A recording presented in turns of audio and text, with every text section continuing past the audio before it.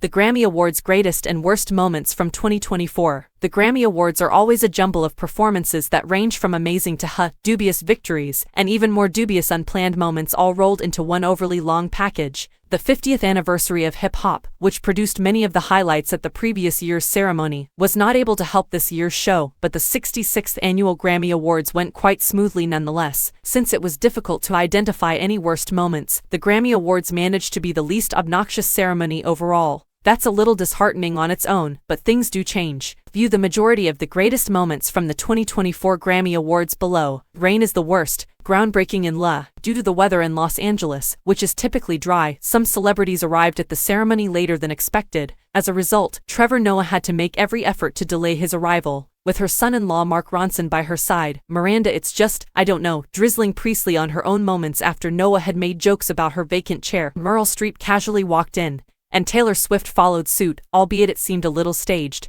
In any case, it's obvious that Mother Nature dislikes a well-crafted introductory speech. Best, Luke Combs and Tracy Chapman duet on Fast Car. It was a no-brainer to try to persuade Tracy Chapman to duet with Luke Combs on Fast Car, which he drove up the charts 35 years after Chapman first released it. The Grammys are finest when they combine performers across decades. It was already a feat to get the reticent Chapman to turn up, but it was even more wonderful to watch Combs perform with Chapman and sing along to him. After Miley Cyrus's hit song Flowers won her first Grammy for Best Pop Vocal Performance, the chanteuse Mariah Carey seemed to be just as thrilled to present the trophy to Miley Cyrus, asking her to stand next to her. It's just too iconic, so this MC will stand next to this MC. Now, the term iconic is overused a lot, yet it makes perfect sense when referring to real icons. Best, Dua Lipa's fundamental ability opening the evening with a lavish rendition of Houdini. Dua Lipa's performance was most notable for her ability to sing and maintain her balance while hanging from a scaffold that was being spun by many shirtless guys. Harry Houdini was never able to. Best, Flowers from Miley to Tina Mariah Divas with Miley. The height of Cyrus's hair was almost as amazing to witness as her self-possession, and her hair was truly feeling like itself. Then there was her debut appearance on television with Flowers. Cyrus emulated the late, great Tina Turner for her third live performance of the song, reminding everyone that Hannah Montana has not only won her first Grammy,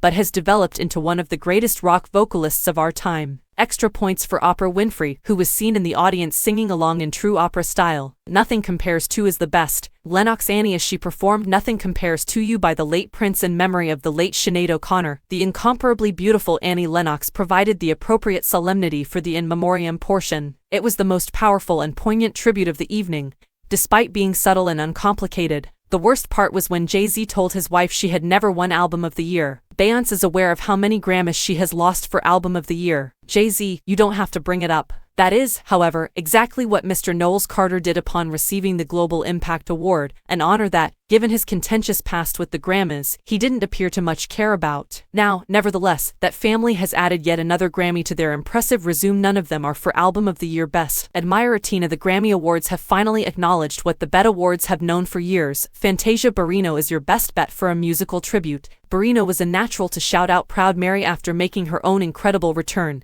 despite Beyoncé's presence nearby. However, we've already had one of those, and the Color Purple singer did not disappoint, giving a performance that was both high and profound. As befits the Queen of Rock and Roll, Turner's legacy hangs large over this Grammy Awards ceremony. The greatest was Joni Mitchell's first Grammy appearance. Why did Joni Mitchell not perform at the Grammy Awards for over 50 years? People, who was dozing off behind the wheel of the large yellow taxi. Whatever the case, Mitchell's vocal ability remains captivating even at 80 years old. The entire audience fell silent during her sad performance of Both Sides Now, which she sang with friend Brandi Carlile. It seemed as though everyone there understood how unique this moment was. Mitchell's first and maybe only appearance at the Grammys was this one, and it was flawless. I think this was one of the nicest Grammy ceremonies ever. Joni and Tracy together. The parts of pre-recorded video even by awards show standards. The Grammys are far too long already, but producers are constantly itching to extend it a little bit more. The main attraction here is the performances. However, seeing the films prior to the performances made me feel like it would have been wiser to leave. While certain videos, such as those featuring Tracy Chapman,